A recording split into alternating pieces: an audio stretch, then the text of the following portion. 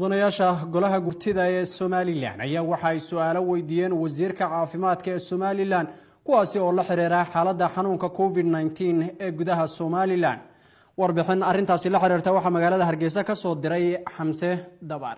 wasiirka wasaaradda horumarinta caafimaadka Somaliland Umar Ali Cabdilaahi oo ay weeliyeen xubno kamid ah mas'uuliyiinta wasaaraddaas ayaa ka hortagay afadhiga aqalka golaha guurtida Somaliland oo shir gudoominaya Salebaan Maxamuud Aadan wasiirka Umar Ali Cabdilaahi ayaa faahfaahin ka bixiyay xaaladihii ugu dambeeyay xanuunka COVID-19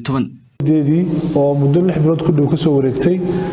wixii noo qabsoomay halkan joogno iyo halka looga dhaqaaqayo waxyaabaha dhimanaya sidaynu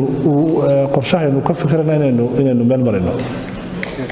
inta markaan dhaafo xanuunku markuu adduunyada ku bilaabmay qorshayaal baynu sameynay heerar kala duwan oo ama ha noqdo heer qaran ama ha noqdo heer gobol ama ha noqdo heer degmo oo loogu talagalay xanuunkan in wax laga qabto 25 bishii labaad waa 10 cisho kadib markii golaha warbixinta siiyay waxaan sameeyay guddi farsamo oo heer qaran oo wasaaradda caafimaadka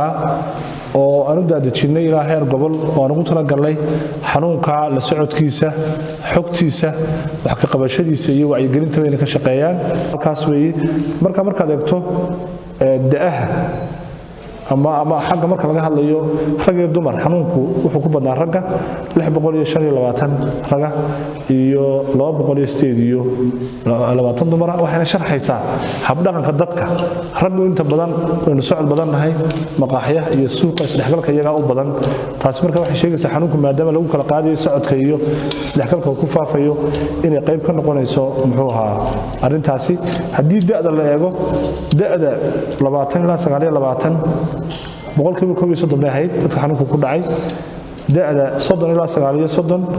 boqolkiiba 25 da'da 40 ilaa 49 boqolkiiba 13 marka la isku geeyo wax ku dhow ilaa dhowr iyo 60 boqolkiiba ayaa u dhaxeeya 20 ilaa 49 inta kale oo dhan waa da'da ka hooseeya ka sareeya oo ka daaweyn taa macnaheedu waxay sharxaysaa ragga laftooda iyo dumarka inta u badan waa da'da yar yar ee muxuu ahaa iyaga laftoodu isdhexgalka iyo socodka ku badan yahay ayuu isna qaar karna dhimashada marka la eego da'da dhimasho lagu qiimeeyo 9 baa ahaa dumar ilaa inta la hayay imiga 19 waxa weeye waa rag marka halka laftooda xirka dhimashadu inay ku badan tahay ragii maadaama xanuunku ku dhicidii uu ku badnaa ragga ku badnaa marka laba xogood oo istaboolaya da'da marka la eego da'du way kala duwaneyd hal qof baa 24 sano jiray hal qof baa 25 sano jiray 30 jir laba qof ay hayeen ilaa dadka dhintay waxay gaarayeen 84 jir ay gaarayeen laakiin da'du markay gaadho wixii konton ka hooseeya dadku badnaan dadka dhimashadu wuxuu xanuunkaasi u dhintay ilaahay waxaan barinaa inuu naxariisto oo jannada ka waraabiyo inta markaan dhaafno waxaanu joogtaynay in dhammaan hay'adaha caalamiga iyo kuwa maxalliga ka shaqeeya caafimaadka si joogto ah shir loogu qabto oo xog lagu kala qaato sidoo kale lagu socodsiiyo halka wax marayaan iyo waxa looga baahan yahay inay sameeyaan arintaasina waxaan aaminsanahay waa arrin aad u muhiim ah oo qayb weyn ka qaadatay wacyigelinta iyo wax ka qabashada iyo la socodka xanuunka ay ahayd inta marka la dhaafo wasaaradahan waxaan ogeydeen hubka ugu horeeya inuu haysanay ama awoodeenu waxay ugu horeysay qaban karaysaa waxay ahayd arintii wacyigelinta